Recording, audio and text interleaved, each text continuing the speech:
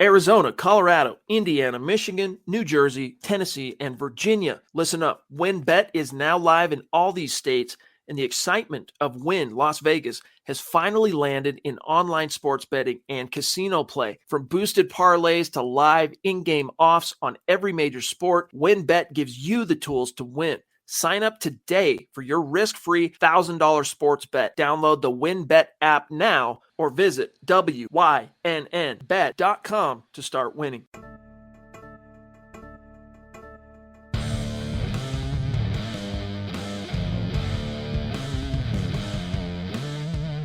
You're listening to Mile High Insiders with Nick Kendall and Luke Patterson. Head on over to milehighhuddle.com for all things Broncos. Now, it's time to find out what's going on behind the walls of UC Health Training Center. Welcome in. It is indeed the Huddle Up Podcast, presented as always by Mile High Huddle and powered by Blue Wire Podcast. I'm your host, Chad Jensen. With me, my fellow football priest. You know him. You love him. Some of you have met him, Zack Kelberman. Zach, my friend, not the greatest of news coming from ESPN relative to the availability of Aaron Rodgers. What have you heard? Yeah, supposedly, or not supposedly, but I can get into why this was put out there. But Jeremy Fowler from ESPN reported that publicly and privately, Rodgers and the Packers are on the same page, and they want A-Rod to come back. They don't want to trade him. And according to Fowler, they have no plans of trading Rodgers. Now, this comes out at a interesting time because he's still weighing his decision. He's still hemming and hawing on what to do, whether to force his way out, demand a trade, or stay with Green Bay for one more year, or maybe even retire. But supposedly they have no plans to trade him. Not too surprising. I think it's a PR ploy by Green Bay, maintaining or trying to gain back whatever leverage they lost in these sweepstakes. But it's ultimately up to A-Rod. If he wants out, he'll force his way out. A lot of things have to fall in place for that to happen, though. He has a monstrous salary cap number for 2022, and they would have to divvy that up with the receiving team for his services. But that's what they're saying right now, and they want to give him some space and give him some time and pretty much treat him like last offseason. All the reports say he has a more mended relationship with Brian Gutekunst, the GM, and also Mark Murphy, the CEO in Green Bay. Apparently he's on good terms with head coach Matt LaFleur, but this is all speculation right now because until A-Rod decides and A-Rod says it publicly, word to Tom Brady, I'm not believing anyone. Listen up, Broncos country. TickPick should be your first choice to buy football tickets because they save fans money by never charging any service fees ever.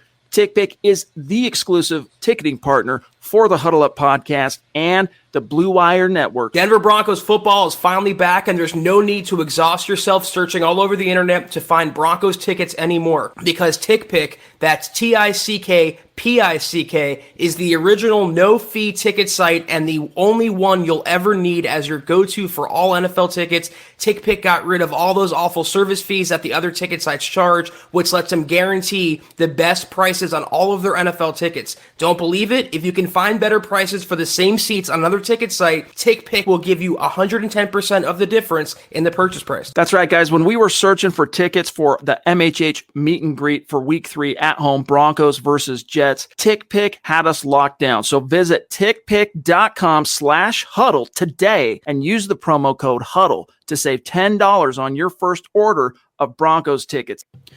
Let me read the quote real quick. This is from Fowler. Quote, "I'm told the Packers brass has been adamant, both publicly and privately, that they want Aaron Rodgers back and that they're all on the same page. GM Brian Gutekunst has expressed that to Rodgers. Head coach Matt LaFleur has expressed that to Rodgers. They've been out full front and in public about that. But also I've been told they've had some meetings with Rodgers, but it's been, not too intense yet." Closed quote. So, Zach, here's the problem. There's multiple problems with this, but let me start with one. Bronco fans, and I know we're in part responsible for getting people's hopes up because we talk about it on these podcasts. We got to fill the space with the topics that you care about. But Broncos fans, Zach, have gotten their hopes up as if this is Peyton Manning 2012, 10 years ago, where it's just a competition to get his services. That's not exactly what this is. Right. In fact, this is a more complex version of the Peyton Manning sweepstakes, because not only are you in a prospective competition to woo him relative to other suitors potentially interested, Tennessee, Pittsburgh, name it, but there's a third party. It's not just A-Rod saying, yeah, that's what I want to do. There's a third party that has a say in this, and that say can be analyzed, Zach, on multiple levels, including, do we want to trade him in the first place, period? Like, are we even willing and open to the possibility? B, what's the package? And are we going to be okay if, let's say, Aaron Rodgers, Zach, is hell-bent on coming to Denver, he wants to be traded, and he wants to follow Nathaniel Hackett, cool, and the Packers acquiesce. Okay, there's one that's checked off the list. Two, though, is, all right, but the Tennessee Titans also want him, and they're willing to offer one additional first-round pick. So what's in it for us? We'd rather take that Titans deal. Bye-bye Rodgers to Denver. So that's why it gets so convoluted. This is one of those things where, Zach, and then I'm going to serve this back to you, it's not that we're going to stop talking about it. We're going to, because this is just one of what's going to be multiple reports that come out, and it's all pieced to the puzzle. But until you hear a bona fide report, Zach, that the Green Bay Packers are acquiescing to the possibility of trading him, try not to let your hopes get up too much. I mean, you guys got us effed up if you think that we're not going to talk about Aaron Rodgers, a Hall of Fame quarterback, future Hall of Fame quarterback, back-to-back MVP. When he's being connected to Denver, we're going to talk about that until he's not, until that situation's settled.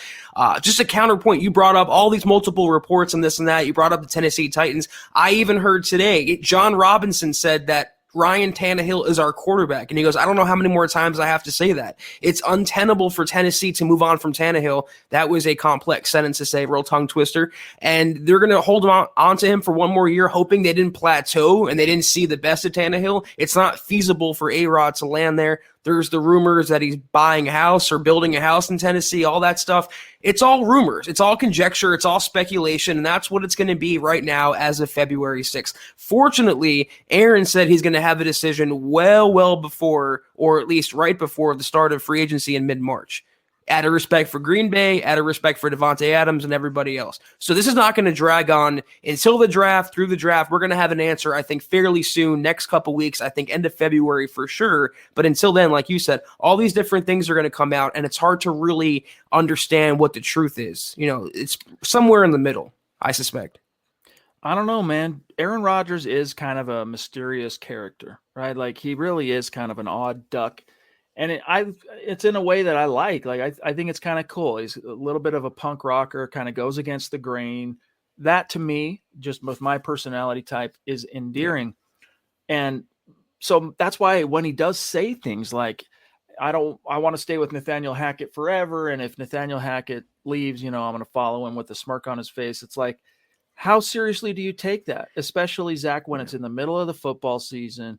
They got nothing but good things going on in Green Bay. They're cruising to a 1 seed. And, it's like I can stand up here with the microphone on my face and lights on and kind of joke around and let people run around chasing the rumors and trying to analyze the implications and all that.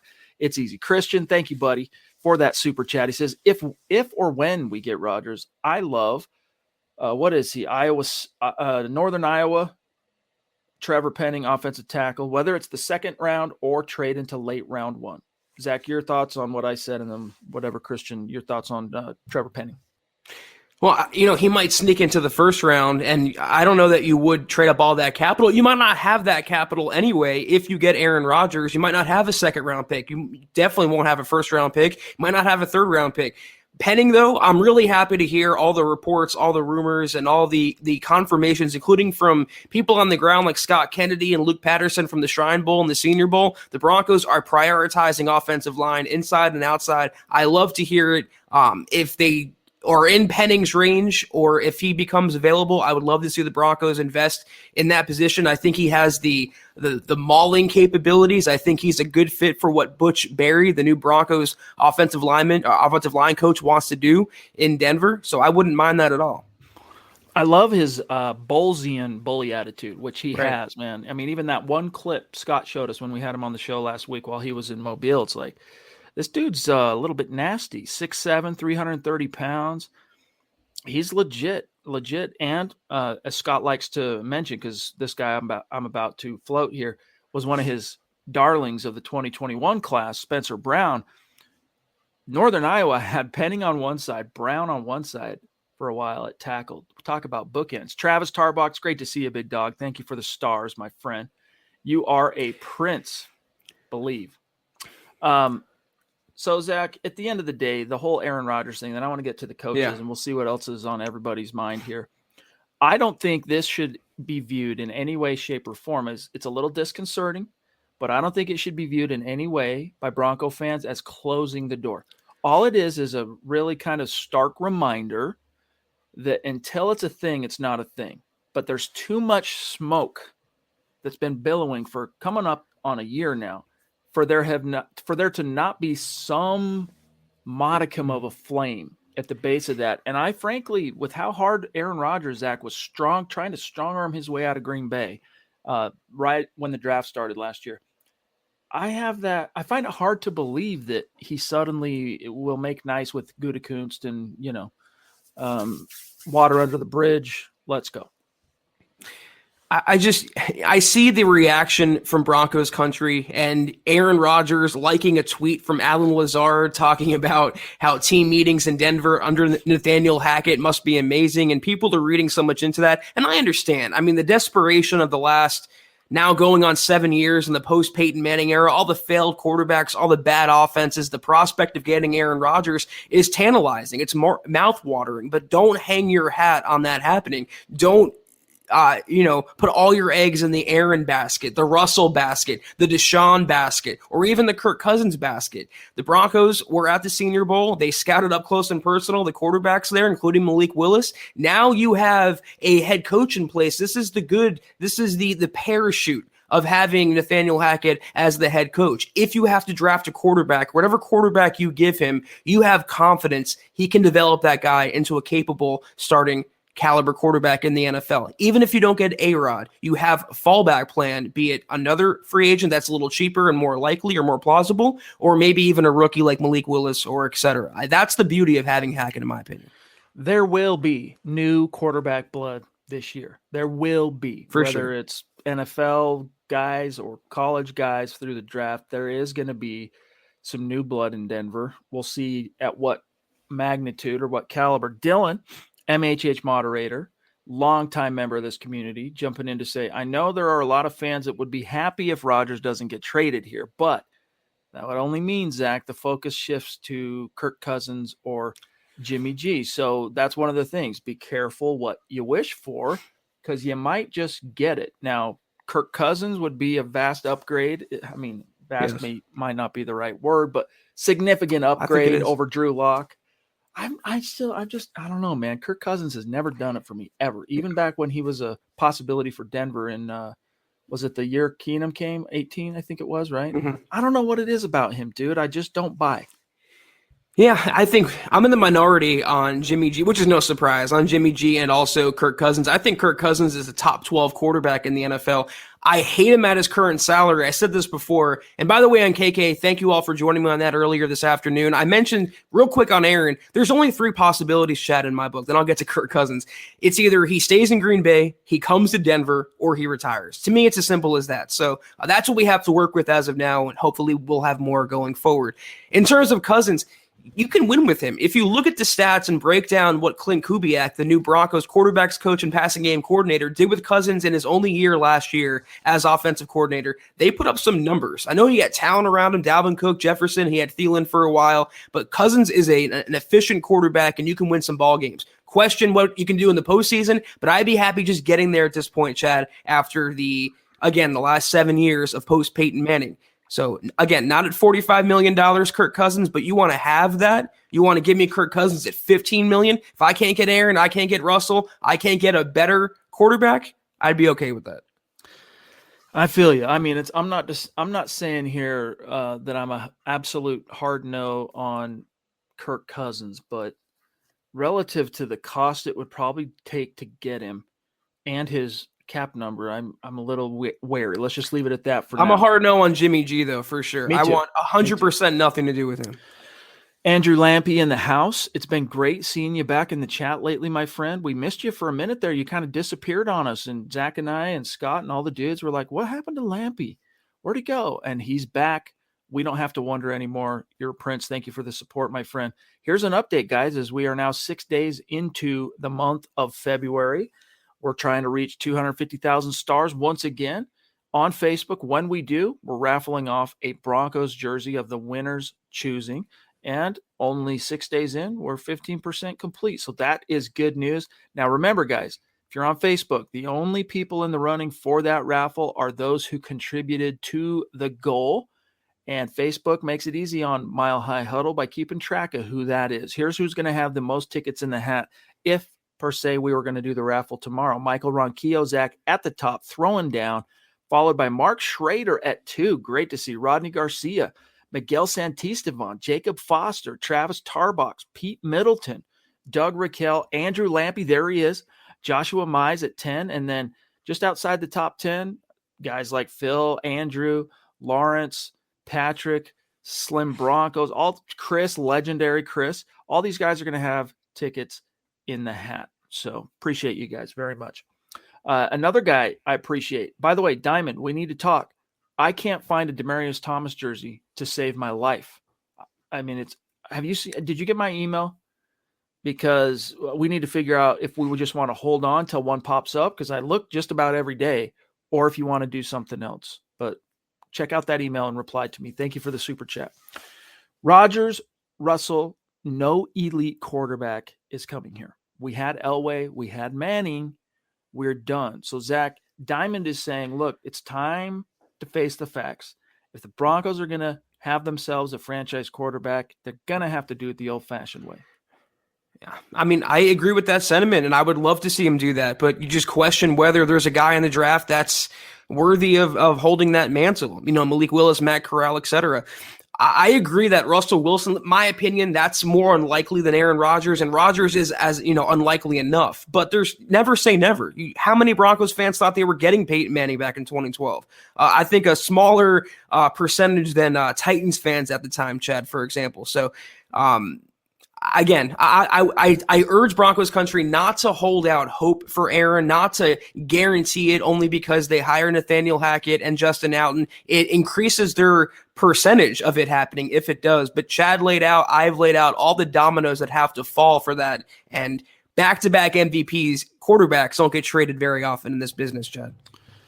I mean, that front office and that football executive leadership group there in Green Bay would seriously risk tempting the football fates if they trade a back-to-back NFL MVP, even one entering his age 39 season. I mean, you're just begging for the football gods to come down on you. Jeff here, though, Zach, I want to just shift gears for a second. This is an interesting comment. He says, because Pro Bowl, right here, is it on right now? I don't even care. I don't watch it. Haven't watched a Pro Bowl in 20 years. I haven't either.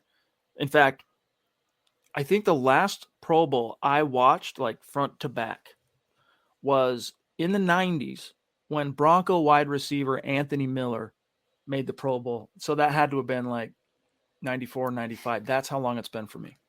Well, let me fill in the blanks for you today, Chad. I based on the Twitter reaction, I didn't put it on because the Pro Bowl is a joke now.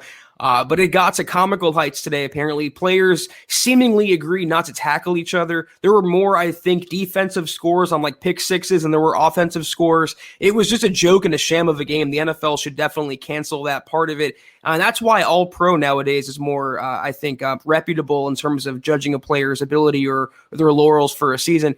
I miss, though, Sean Taylor blowing up punters in the Pro Bowl. That's the Pro Bowl I like, not what's going on nowadays. Pretty pathetic.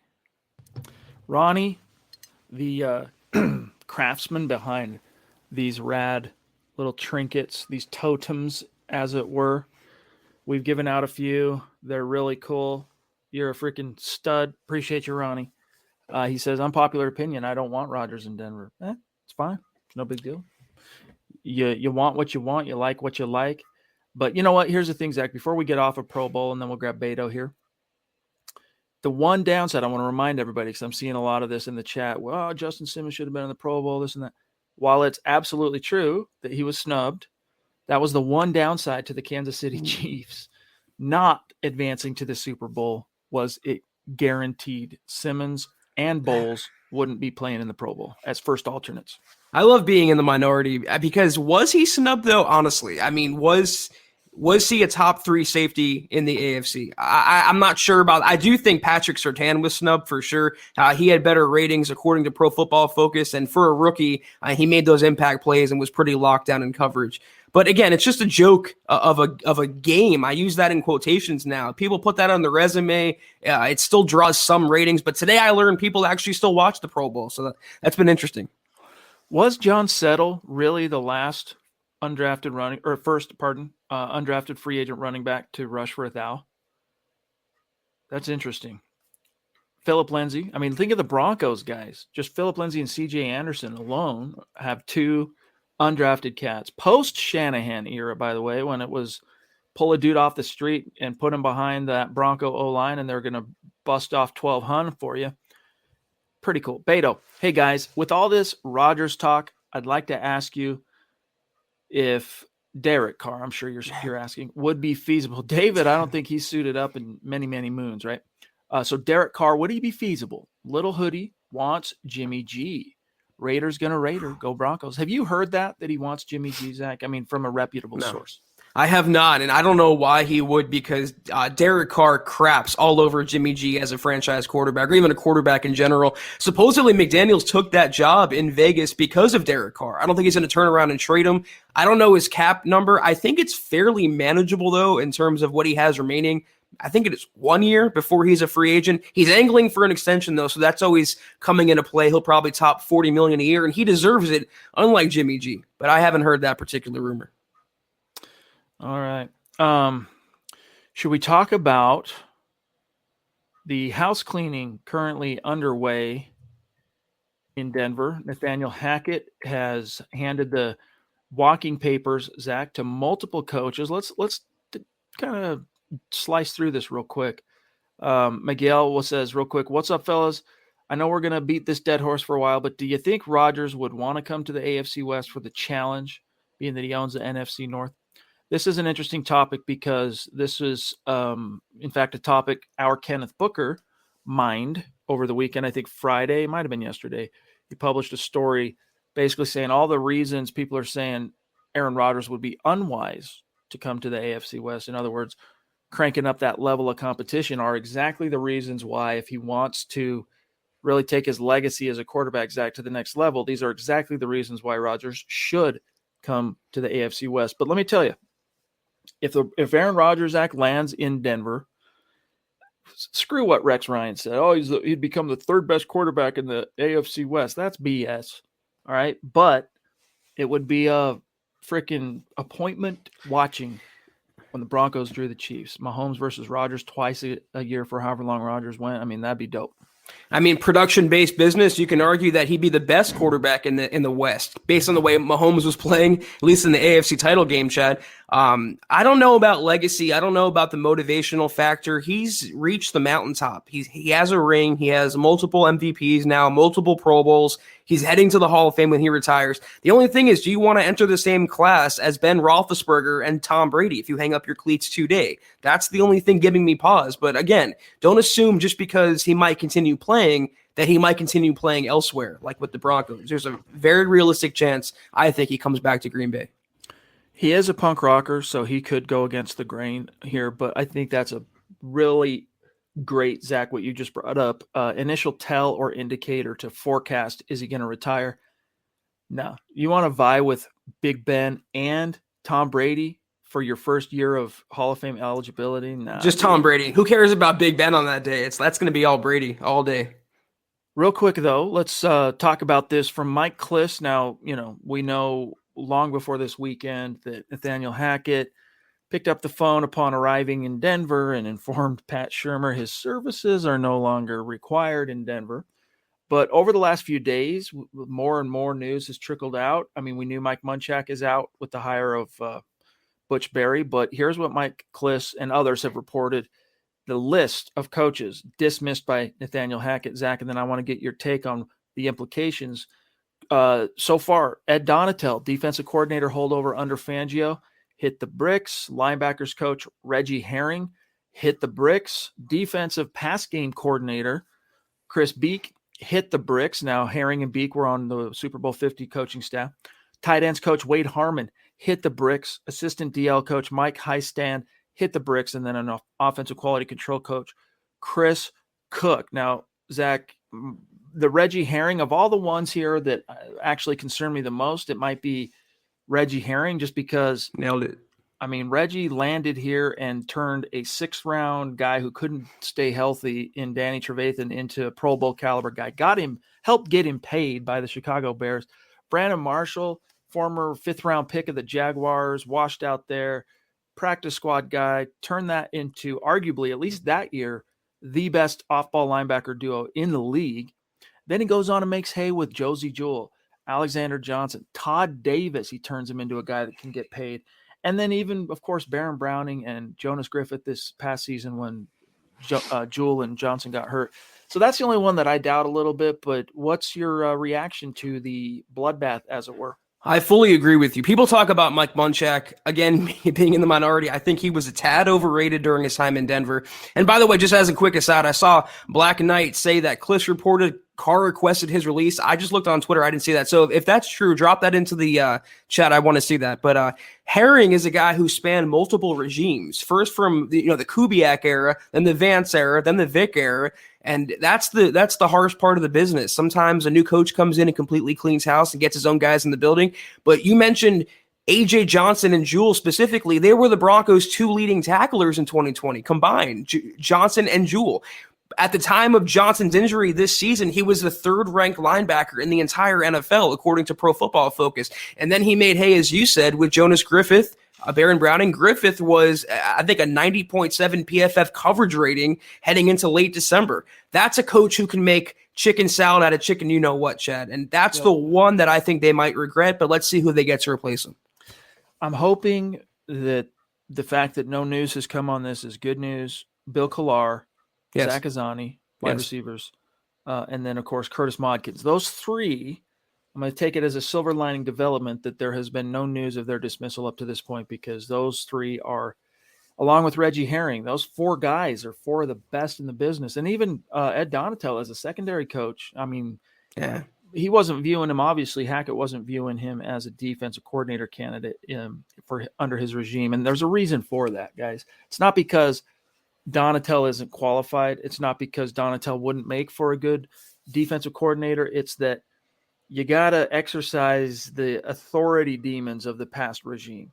There can be no question of who's the boss in Denver now that I, Nathaniel Hackett, am here. And, seeing Ed running around, God bless him, he's a sweet man. That would have just been a harsh reminder of, and just perhaps a conflict, Zach, and then we'll grab Justin. I'd rather take CP, Christian Parker, who has more of a ceiling as a coach, and he did a lot of good work in the secondary last year with Denver. I think the Broncos, George Paton, Nathaniel Hackett are making, and this is my read, a concerted effort to get younger and remove as much as the Fangio era as possible. And Ed Donatel, Mike Munchak, Reggie Herring, those kind of guys, that's what kind of leads me to a bad feeling about Bill Collar. NFL lifer. He spanned multiple regimes. I hope he stays, but I can see Nathaniel Hackett also parting ways. Conversely, that would work in a person like Zach Azzani's favor, who's a younger coach. He seems to have a lot of energy, and he's a good work with the receiving corps. So we'll see what the Broncos have lined up. Real quick, though, to replace Wade Harmon, who they let go, they're bringing in for an interview John Embry, who had the same position with the Niners last year. I just love what the Broncos are doing, rating the staffs of Green Bay and San Francisco, 2 of the best offenses in the NFL, plucking from those trees. Great developments, though, specifically for Noah Fant and Albert O. If they're part of the team and don't go on a Rodgers trade, you hire Justin Naughton as OC. He was the tight ends coach at Green Bay. Now you bring along a San Francisco tight ends coach in John Embry, potentially. I like the way things are moving.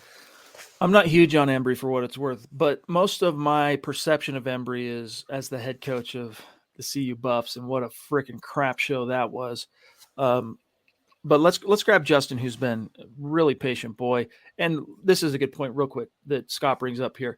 If you're seen as loyal to the last guy, goodbye. And that's why that's why who we just listed are gone. A big reason why, anyway.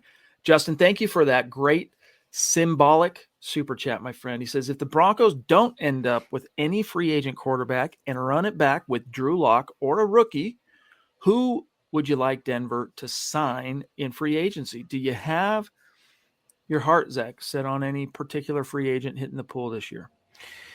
I mean, no one. We can pull up the list, but no one jumps out to me. I certainly would not bring back Teddy Bridgewater, supposedly at the cost people are throwing out there for him. I'm not sure. I mean, it's not a deep pool as always. I don't think you can find a franchise quarterback on the open market. I would like to have a young franchise quarterback. I don't think, though, they're going to run it back and give Locke the job. A lot would have to happen for that to take place. Again, though, they were at the Senior Bowl. They saw Malik Willis. That they fall in love with him. Number 9, you never know. We can actually take a look here at some of the names. By the way, Jake King, appreciate you, my dog. He says, I hope we land Ole Miss quarterback Matt Corral. We'll put a pin in that. We'll come back. Trust. We'll talk more about that in just a second. Let's flesh this out a little bit. So look who is the number 1 free agent overall, according to Over the Cap. It's Von Miller. But here are just a few of the names. All right. These are just in no particular positional order. This is just the guys with the most juice. Okay. Brandon Scherf, the Washington perennial right guard, Pro Bowler. Wide receiver, Allen Robinson of the Bears. Don't need him. Chandler Jones, interesting, from the Cardinals, who just refuses to go the way of the Buffalo. 32. Vaughn's 33. Chris Godwin, all right, of the Bucks. They might be inclined to let him hit the bricks, perhaps, now that Tom hung up his cleats and maybe they're starting over. Devontae Adams, we've talked a lot about him, but you don't really need either of those guys. The Honey Badger, who's going to be or is 30. Cam Robinson, Stephon Gilmore, the corner. Teron Armstead of the Saints. I mean, I'm looking at this list, Zach. I don't know if anyone jumps out to you, but no one here is, I mean, Ryan Jensen, but you brought back Glasgow. So if you really wanted to upgrade center, you sit down Lloyd, you kick Glasgow over, and you have Quinn Miners start at right guard and Dalton Reisner at left guard. Well, Chad, Scott said that it's sorted by 2021 compensation, so I don't know how accurate that is. But okay. At first glance, that's a really underwhelming list of mostly washed or previously injured veterans. And Chandler Jones stands out to me because the Broncos need an edge, but I feel like he's going to garner just a really ridiculous contract. I don't think the Broncos would want to overpay. I'd rather give Randy Gregory a contract for a couple years, pay him some money. I think you have higher upside with him, but on first glance, we have to look at quarterbacks too. Let's just real quick, we'll look at 3 positions and then we'll move on. Edge, tackle, and Q. So you don't completely discount the possibility of Vaughn returning, but definitely do not expect that. Chandler Jones, he's old enough to where, he's at a point in his career where he's basically doing the Dwight Freeney thing. That's what I expect him to do. He'll go be a 1-year mercenary until NFL teams tell him, well, we don't want to pay you anymore. Probably the same for Jason Pierre-Paul and Jerry Hughes for what it's worth. And Clowney. Clowney's only 29 though, for what it's worth. I'm looking at Reddick interests me, but his production in Carolina, he comes off to me as kind of a 1-year wonder. I know he's a former first-round pick and all. Fowler, nah. McKinley, nah. Melvin Ingram to me is actually a little bit interesting, even though, he's 33. He's up there. So if you can get him for a mercenary caliber 1-year deal. No more former Chargers that are named Melvin, Chad. No more. Good point. I'm not seeing any game changers here per se for the Denver Broncos, although several of these guys obviously would produce, I'm sure, in whatever scheme ends up coming here. But that's edge rusher. Zach, any thoughts on that? And I'm going to pull up tackle. Maybe I'm crazy, but when I watched Reddick play for Carolina, I thought he was flying around the football and making a lot of plays for that defense. I think he was the captain as well. So, again, the guy that's qualified to be overpaid. I don't think George Payton is going to blow a lot of money at that position, considering he can replenish it through the draft. But that would be a guy, him and Randy Gregory, that are topping my list. This is bizarre. Oh, I see what I'm doing here. Okay, let me unclick there, unclick there, unclick there. All right, right tackle, Trent Brown, Riley Reif, or Rife, however you want to say that cat's name, who was once heavily tied to the Broncos, Zach, if we can remember those rumors back when he first left, was it Detroit? Yeah, Detroit. Brandon Shell, Jermaine Afidi. He's somewhat interesting to me, this cat, as a right tackle. This is a terrible class. Morgan Moses, nah. We all know how posterized Mike Remmers can be in the wrong moments. I mean, of this list, throw a few dollars at Bobby Massey and just say, hey, come be our just-in-case guy. I'm not interested in Cam Fleming coming back. No. I am a little bit interested in Dennis Kelly still. I don't know. Especially if you get his quarterback. Yeah, no doubt. But that's the right tackle crop, and then here's your quarterbacks, guys. Ben off the list, of course. Hold Teddy, your nose, guys. Yeah. This Ryan Fitzpatrick, man. Andy Dalton. Nope. Oops, I gotta leave. I gotta unclick right tackle. Cam Newton, nah. No. Tyrod Taylor, pardon me, nah. What about Jameis Winston, Zach? He would be the only guy on that I can see with my eyes right now that I would even slightly I know Scott's shaking his head right now. He did some good work in his last year in Tampa Bay. I know he led the league in picks, but he actually also led the league in passing yards as well. I think he grew under Sean Payton as a passer. He's like my plan J for Jameis, Chad. But among this crop, people are saying Mitchell Trubisky as well, but he's still Mitchell Trubisky. I want nothing to do with him. Overall, it's pretty bad. Oh, man. Too many familiar names on this list, too, for what it's worth. Don't discount Jameis going back to Tampa Bay, by the way, now that Brady retired. I mean, look at these list of former Broncos, dude. From Teddy to Flacco to Brandon Allen. To Trevor Siemian, to there was one more who was we're not going to count Brett Rippon. He'll be at least ERFA'd, and we'll see if he makes the club. But Jeff Driscoll, less we forget. But guys, we should have forgotten about him. There's nothing here to write home about whatsoever. That's why it's either you orchestrate a trade, which is hard to do for a true franchise quarterback, or you're going back to the draft, or you're rolling with Drew again. Rodney says, no Jameis. He's coming off a torn ACL. He'll be good. I don't trip on that for quarterbacks. Yeah. You know, he's good. Lawrence, appreciate you, big dog. I don't know, guys. Just seems like a lot of holes that need to be filled right now. Really looks like a full rebuild mode if something big doesn't happen. Hard to say. We will get the same number of wins or better. I think it's the floor of this team is about what they did this past season, but 7-8 wins is probably the floor.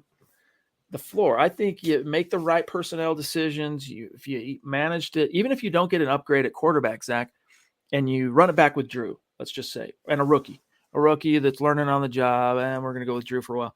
Like under Nathaniel Hackett, you might be able to make some hay with Drew Lock. Don't discount that. Well, Lawrence, I have to ask you, how many games do you think the Broncos lost last year purely or mostly because of their coaching? I could say 2 or 3, at the minimum. So you factor that in, that's almost a playoff team. I agree fully with Chad. At floor, they should be 7-8 wins, just on the virtue of having better coaching. But you put Aaron Rodgers on this team or Russell Wilson, that to me, they stay healthy. That's a 12, 13 win team. They're competing for a lot more than a playoff berth. So I wouldn't get too down if you don't see a big quarterback coming to the Broncos, and big, I mean Aaron Rodgers, because by the virtue of having better coaching and better situational management, better play calling, they'll have more wins in the stat column. Indeed. Travis says, I actually agree with you, Zach. Cousins at $15 million. I'm about it. They can make the playoffs with him. You can argue he's not the one to take you to the Super Bowl, but I'll cross that bridge at $15 million, not 45. All right, guys, we're at 37 minutes. So any burning topics you want to get them in. We still got a little bit of time, but just letting you know. Kevin Vinn jumping in, big dog. Appreciate you. We just went through the edge rushers. There are a couple of names there that are at least intriguing, like mercenary types that could maybe come in on a 1 or 2 year deal and get after the quarterback for you. But that's why, in this class, if you look at the big picture, might not be in your best interest if you're the Denver Broncos per se. If you're looking long-term, this is just an argument I'm throwing out there, to go hell-bent for high water on Aaron Rodgers, because with your first round pick, you could draft a quarterback. All right, check that box and let Nathaniel Hackett and Justin Outen, and Clint Kubiak develop them. And then with your 2 second-round picks that you now have managed to retain because you didn't get Aaron Rodgers, you draft an edge rusher, you draft a tackle. And especially if your quarterback pick turned out to be the right one, within a 2 to 3 year window, this team could be a Cincinnati Bengals. This team could be, a Buffalo Bills if you got the quarterback pick correct. And Zach, even if you don't go quarterback in the first round, you don't trade for Aaron Rodgers. You've got your first and 2 2s, 2 3s, right? Yeah. If I'm not mistaken. All right. 5 picks in the top 100. Dude, talk about stacking the shelves and building around for a young head coach and a young quarterback named Drew Lock. One last go at the plate, one last swing at the plate with Drew Lock. You don't know what the limits of that as a possibility could be. Talking about ceiling. Yeah, a point I wanted to make earlier was looking at those lists of the free agents. I don't see the Broncos signing their quarterback, their right tackle, or their edge rusher on the open market. And if you look at the probability, those 3 positions, they're probably going to draft one of those guys in the first round. And if they don't draft that guy in the first round, they would trade, let's say, for Rodgers and use that first round pick at quarterback. I think there's a high likelihood wherever they end up picking, whether it's 9 or they move down and stack more capital for Hackett and company, they're going to take an edge or they're going to take a right tackle. Those are the positions that they have to address. And everything to that point, on top of quarterback, obviously, everything to that point the last couple of weeks, all the smoke is indicating that's where they're looking. Real quick, Eric says, good evening, priests. Next couple weeks, gonna be very interesting. Well, it's always interesting to us fanatics here at MHH, and that includes, I speak for all of you as well. I mean, we parse through and analyze everything. I mean, some people don't understand it, like the surface fans. I like to use, like, my dad is a good example. Like, he pays attention when the Broncos are on. He roots for the Broncos during the season, but could never understand, like, what do you do when the season ends until the season starts? Like, how can you turn on a microphone and talk for an hour? How can you write? Where are these articles coming from? Nothing's happening. No. That's where the true joy of this process, of this business we're in, for me, comes to the surface. It's so fun. The worst time covering, Zach, and this is for fans too, the worst time is June and July. All of June and half of July it's 6 weeks when they actually go on vacation leading up to training camp, after all the OTAs and mini camps over. That is the only time where we're going, what should we write about and talk about today? All right, let's get creative here. Otherwise, man, the rumor mill, the newswire, Zach, the predicting the draft, predicting free agency, it's the gift that keeps on giving, Clark. I was going to say, it's if you're good at your job in this business, you'll have more work to do and more things to write and more content to create in the off season and not the regular season, when things are very structured. We know what's happening every single day of the week. That's unpredictable in January, February, March, April. So we live for this. I love this time of year, and it's just getting started. We have the combine coming up, and then free agency, that madness, maybe a trade for a certain quarterback, then the draft. It's the best. Love it. Michael, you are a prince, dude. Love you. You're on the leaderboard on Facebook so far. Appreciate you. Shout out to one of our great supporters, Clayton. Good to see you, big dog. Rodney Garcia says, I kind of wished Simmons and PS2 were in the Pro Bowl. I do too. You know, Zach and I maybe don't have a perfect sharing a brain on this topic, but I think Simmons, if the Broncos were a playoff team, Simmons makes the Pro Bowl. That's one of the downsides of being on a no good team. Is the individual accolades are a lot harder to come by, even for the deserving players like Surtain and Justin Simmons. I agree with that for sure. I mean, it's a popularity contest. We've been railing about that since we've been potting together, Chad, but it's gotten to an all-time low. If you happen to watch the highlights, they don't even tackle anymore. It's a charade, so I wouldn't worry about it too much. Travis says, I'd have no issues with A-Rod, but I hope we find a rookie in the draft and develop him. He wants the old-fashioned way. We'll see, buddy. Andrew Baker, love you, big dog. Appreciate you. Is there a speedy wideout in the draft to hold KJ's place? Hamler might not be as good as he was pre-injury. Of course, coming off a pretty serious knee injury, multiple ligament tears. #MHH. There are a lot of speedy receivers. Scott was down at the Senior Bowl. He has a more on point, probably, knowledge of what the class is looking like. For me, I'm still just scratching the surface on getting to know this particular draft class, but that's a topic, Andrew. Now that the coaching rumors have started to die down, the hires have been made for the most part. That's something that I'll be turning my attention to a lot more.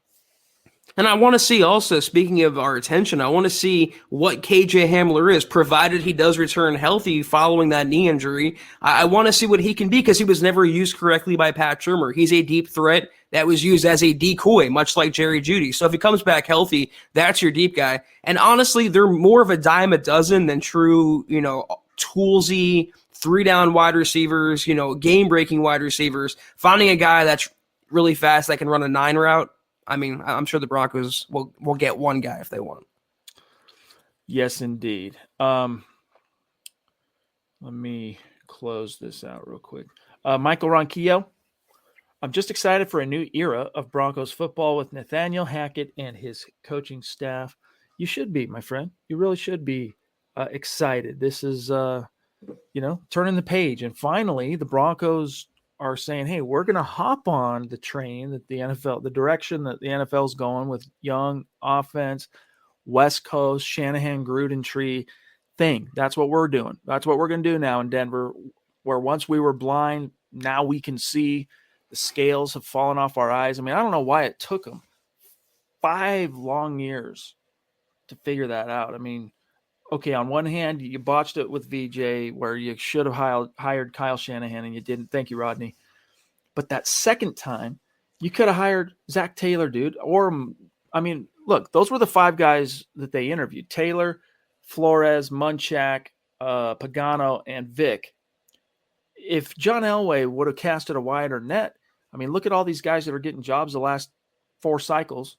Some of those guys, most of those guys, they were all in the NFL. If you had eyes to see, and if you were really looking, you could have gone and found one of those guys and hired him. Brian Daboll is another example, and then we'll grab Claude here. You said it yourself because it was Elway picking those groceries. And I still submit that his coaching failures were worse than his quarterback failures as the Broncos GM toward the end of his tenure. George Payton comes in first, swing at the bat to pick his head coach, and he nails Nathaniel Hackett. Doesn't go with Dan Quinn, for example, defensive-minded guy. He had a final list of 3, 2 of which were offensive young guys. So he sees the way the wind is blowing, as an expression we love to say on here, Chad. And it's very telling, again, when every one of the Broncos assistants, looking like Evero as DC, maybe Dwayne Stukes as special teams coordinator, they're all first-timers. They're all young guys. I think Peyton got the hint. Yes, indeed. I'm looking at this NFL draft buzz based on 40 time. You got the Alabama kid, Jason Williams, who runs a purported 4.25 40 time. This is for you, Andrew Baker. You've got Treylon Burks, who runs a 4.34 from Arkansas. There's plenty of speed every year, Zach. There's speed in the freaking draft. Claude, it's sad, but what we've been doing hasn't been working. New coaches are just fine with me. Time has come. Out with the old, in with the new. Exactly. Yeah, I was just going to say that. It's time for a change. Then they gave it a go for 3 years with the Vic Fangio era, and Chad mentioned VJ before that, and they're just going with a full house cleaning.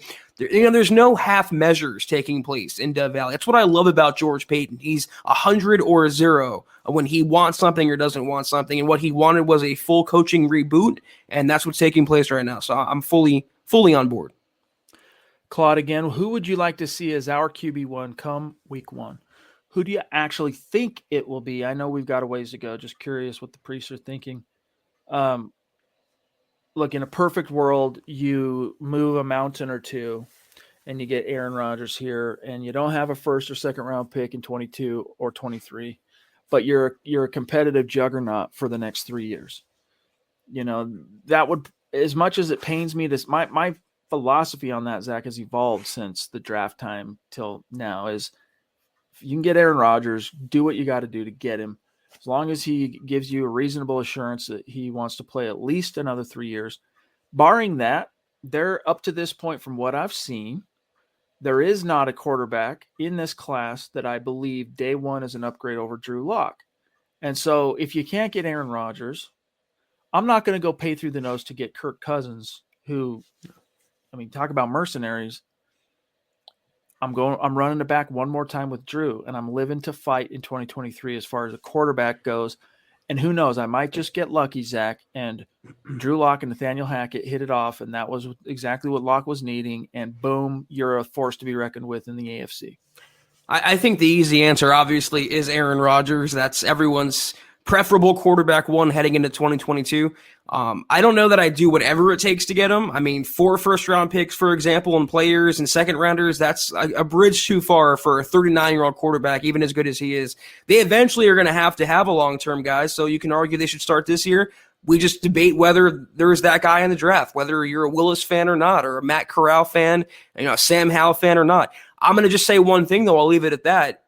Drew Lock as your fallback emergency option, you could do a lot worse. I agree. Phil McLaughlin, you are a prince. Appreciate you. Albert Knoppers says, even though I expect a different quarterback, I still think Drew should get another go at it to see what he can really do with the new system. I'm always going to wonder. I just don't think – I have my doubts now that he really is a serious factor in Hackett's plan here for the team, just because it kind of was – not kind of. It was very conspicuous, Zach, in my opinion, that Drew Lock's name did not come up in the George Paton, Nathaniel Hackett hello press conference. And not just from either of those guys, like saying his name unprompted, but no one in the media brought up Drew Lock. Like he has been dismissed, obviously. No, that part isn't surprising, but you would think it would have been a topic, even at the very least, after 18 days before, George Paton said that was one of the key questions each candidate was going to be asked is, what would your plan be for Drew? How could you help us get the most out of him?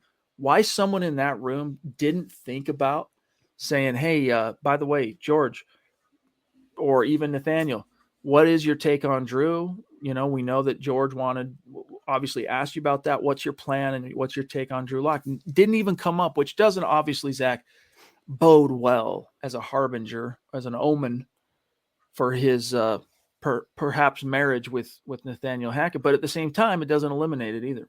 Yeah, it could mean a lot, could mean a little, but I think it's worth noting at least that George Paton doesn't seem to have the same endorsement of Drew Lock as he did last offseason, and most of that's understandable. If you're going to be competing for an Aaron Rodgers or for another quarterback upgrade, why would you commit to Lock prematurely and give away your leverage? That doesn't send a good message to a potential outside suitor. So I think George Paton's playing the long game. He knows Lock's under contract. He's not going anywhere, and he can still go to bat and go to war for Aaron if he wants to, Russell Wilson, et cetera, et cetera. So I think he's playing it the right way. Lawrence, what's the deal with two-hand touch Pro Bowl? I don't know. That's just the way it is, dude. I'm sure that's rhetorical. We all know these guys don't want to risk their bodies for an all-star game. That's the answer. Zach, this is something that people keep asking me about. I've teased it on a couple of VIP pods on Facebook. Clayton wants to know, what's the story of your helmet in the background? So this helmet, all right, it's a John Elway old school helmet signed by John. It's one of my most treasured, prized possessions. The quick Cliff Note story, because we're late in the show, all right, is I think I was in 6th or 7th grade. Either way, I attended a fundraising banquet thingy with my Aunt Kathy. Shout out to my Aunt Kathy, who's like a second mother to me. She's great. I love her to death. I wouldn't be here today talking to you guys if it wasn't for her. But she took me up to this thing. And there were, a lot of different, Zach, NFL guys and NBA guys, and they were trying to raise money for some cause. I was too young. I don't even remember what the cause was. I don't remember. But basically, meet and greets, you have dinner. And then at the end, the whole thing was, we're going to auction off some cool, sports swag. This came up in an auction, and my aunt started bidding on it. And I'm like, yo, she's going to get this for me. Heck yeah, I got made in the shade, dude. She wins the bid, And then I'm thinking, yeah, I get to take this thing home. And she says, no, this is coming home with me. I'm like, she couldn't care less about the Broncos. I'm like, what are you talking about? Come on now.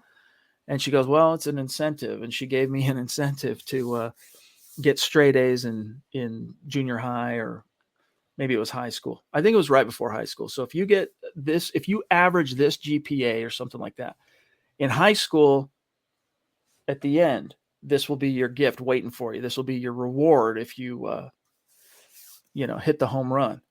And so I was stoked. I'm like, all right, cool. I'm disappointed I don't get it in the moment, but okay, that gives me something to shoot for. It will be mine, like Wayne's World, right? Oh, yes, it will be mine. Then, high school rolls around, and I wasn't a terrible student, but I sure as heck wasn't like 4.0 student. So the can gets kicked down the road. I don't get the helmet. And so she came up with another one for me in college, and being a dumb college kid, I didn't get that one either. And so then you start going, Zach, now 20 years plus into the future or whatever. And I kept, every once in a while, I'd bug her about it. I'd be like, hey, why don't you just sell it to me?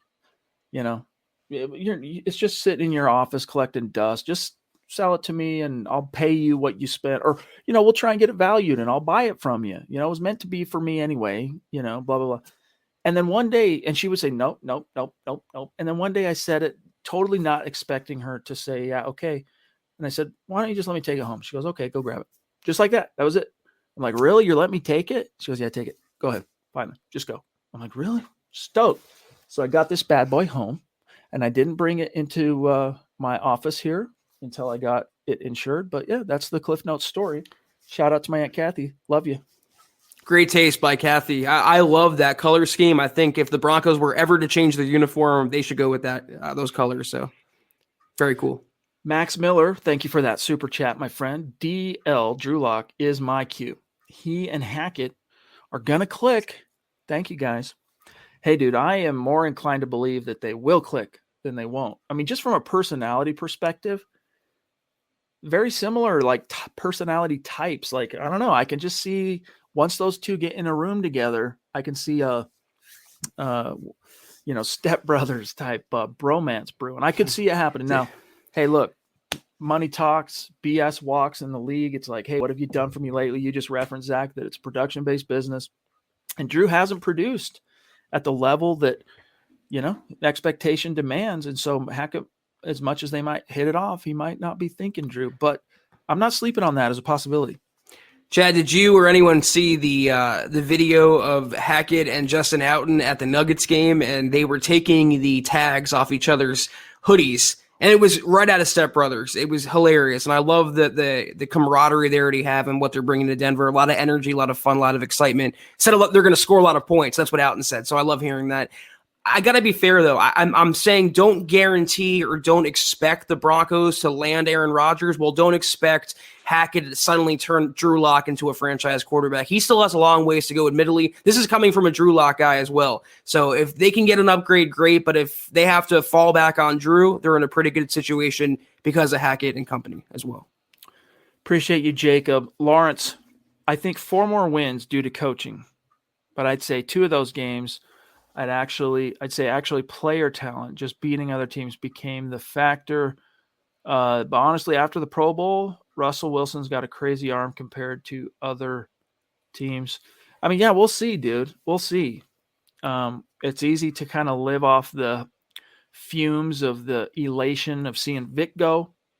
And then one of the top guys that you had your heart set on get hired to replace him and all that. But we need to see how this offseason takes shape a little bit in terms of the puzzle pieces.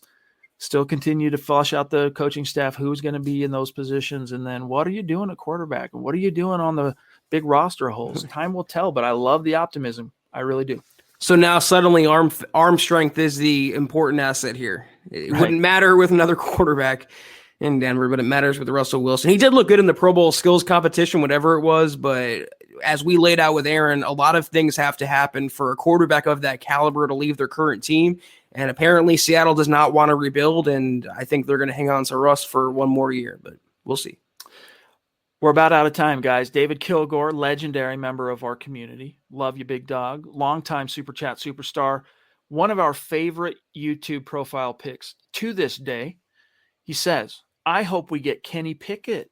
Thoughts? Kenny Pickett is the Pittsburgh quarterback.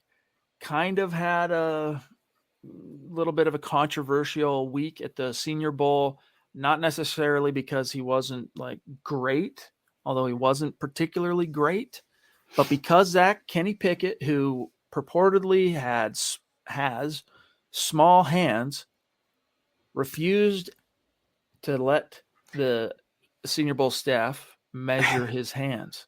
Now, that's part of what you do when you go to the Senior Bowl. It's like a meat market. First day, in fact, you roll in probably on a Sunday night, sleep, get up. Monday, you go to the weigh-in where these dudes walk out in their Under Armour drawers. That's it. That's all they're wearing. And you're sitting in the seats, it's like an auditorium. You're sitting in there as they wing these guys out. They weigh them, they measure them, and then they announce what it is. And everyone in media, we're all sitting there jotting it down as we go. Okay, this dude's 6'4", he's 280, hand size is this. So it's not like Zach, these prospects don't know. They know that's going to happen. And Kenny and his camp preempted that by just simply refusing to allow his hands to get measured. What was his argument, or what did he say? I'm going to wait till the combine? Yeah. I'm double jointed. Like that makes a freaking bit of difference in how, just get it out of the way, big dog. But these guys think they can do exercises because what they're measuring, all right, is pinky to thumb. That's the distance that they're actually measuring. And the floor is 9. And Kenny Pickett purportedly is under 9. He's in the 8s. Yeah, I loved watching Pickett play the butler in Scary Movie 2, whatever it was, Chad, with the super tiny hands. That's the argument against him, is that he has the super small hands. And I think it's maybe a touch overrated, as someone pointed out in the comments. Joe Burrow was once labeled with small hands, and now he's in the Super Bowl. Drew Lock was told, barely 9-inch or whatever. You can't say that's affected him in the league and in bad weather games. I mean, he's played Drew in 2 of the worst weather games I've witnessed as a football fan, both of which came against the Chiefs, oddly enough. But I don't remember him loosey-goosey dropping the ball everywhere because his hands were too small to fit around a wet football. I want to make one more point, though, about Pickett. Everyone clowns on him for his hands and this and that and what he did at the Senior Bowl, but apparently he interviewed really well with teams that talked to him. And I think one scouting evaluator said it was Pickett and then a gap and then everybody else. So take that for what you will and how important you rank that compared to hand size. But there are some assets to Pickett's game as well. He definitely has some panache, man. He's an interesting guy. He really is. Jacob, thank you, big dog. Phil, I was thinking that Jermaine Johnson might be a great grab at edge. Thoughts? Yeah, dude, that guy is very intriguing. Scott swung us on him. I mean, being up close and getting some vids on that cat and seeing him going in the one-on-ones, like he's an interesting edge rusher. It'll be interesting to see where his draft stock ultimately falls, Zach, but he's definitely should be a target for this Broncos squad. I think he's going to be a first-round pick when it's all said and done. It's a great edge class, though, as far as I'm concerned, even especially at the top. Ajabo and you have Jermaine Johnson. The Broncos, if they want an edge at 9 or elsewhere, they'll get an edge in the first round. But I would love Johnson. I mean, his motor and his Vaughn-level bend chat around the edge is pretty tantalizing. All right, guys, we got a rapid fire. We're about out of time here. Let's see here. James Hyatt, that's a newer name on Super Chat. Welcome. Thank you. Appreciate that, my friend. Stick around. Reach out. Connect on Twitter. All right. Let's see. We also have Wyatt. What's up, big dog? Saw a mock in the group that really impressed me. And I know it's a mock, and it's not likely to happen. Tackle Charles Cross in the first. Edge, Jermaine Johnson. And linebacker Chad Muma in the second. D-lineman Travis Jones in the third would be a nice haul in my eyes. It would be a nice haul. If you're going all in on Drew, that would have to be your answer because you wouldn't be able to get those dudes if you required Aaron Rodgers, Russell Wilson, or Kirk Cousins. Thank you, Lana. I just love addressing whatever mock that came from. They addressed the Broncos' biggest needs, non-quarterback. They went tackle, they went edge, they went linebacker. Those are the positions they really have to place a premium on in the first 3 rounds. So I'd be fine with that. Thank you, big. By the way, Lana, big time stars. Thank you very much. That is very appreciated. Thank you. It really is. Helps keep the lights on here at MHH. Rodney, showing some love, as he is wont to do. You're a legend, big dog. With that, I think, guys, Jacob throwing down like a boss. Shout out to you. By the way, I see Howie freaking Day in the chat. What's up, Howie? Rodney? Yeah, Albert O and Noah Fant are going to kill it. Man, they just need a decent offensive coordinator calling plays, dude. They just need a Nathaniel Hackett doing what he does, and even with Drew Lock, both those guys would ball out. Mike Reno, pretty sure with the proper coaching, Lock can be a quality starter in this league. I believe that. Whether or not it shakes out for him that way, we shall see, because your opportunity to strike while the iron's hot, or let's put it this way, the duration of time as a young second-round quarterback, Zach, in which the iron is hot and ready for you to strike, finite, dude. And it can be argued that window's already come and gone for Drew, and it may be true. In fact, it's probably true, but I'm still hopeful. Yeah, I think he has a future in the NFL, at least for another season, to see what he can do, and maybe in a different system or eventually on another team. Maybe he can be a starter, but we don't know that as of right now. And in terms of Fant and Alberto, that's assuming they're both on the roster, or at least one of them is, because if they trade for Aaron, maybe Green Bay asks for a tight end back in return. If they lose Devontae Adams especially, they want another pass catcher to make up for that. But regardless, the hirings of Hackett and Outen and maybe Embry, that's great news for the Broncos tight ends, who are both game-breaking threats. All right, guys. Much love. Appreciate each and every one of you. Zach will do our rundown. I'll pull up Facebook and see how we finished there. Let me just say I appreciate Mile High Mike getting my joke and making me feel better about making that joke. So that's one of the most discomfiting scenes I've watched, dude. Just watching him do it with the food and everything in that scene. Ugh. Yeah, I don't want him quarterbacking my team either. But that was the Huddle Up Podcast, guys. Follow us on Twitter at Huddle Up Pod. You can follow the main account on Twitter at Mile High Huddle. You can follow Chad on Twitter at Chad and Jensen. You can follow myself at Kelberman NFL. I don't know why my name's not there. You can follow Scott on Twitter at Scout Kennedy.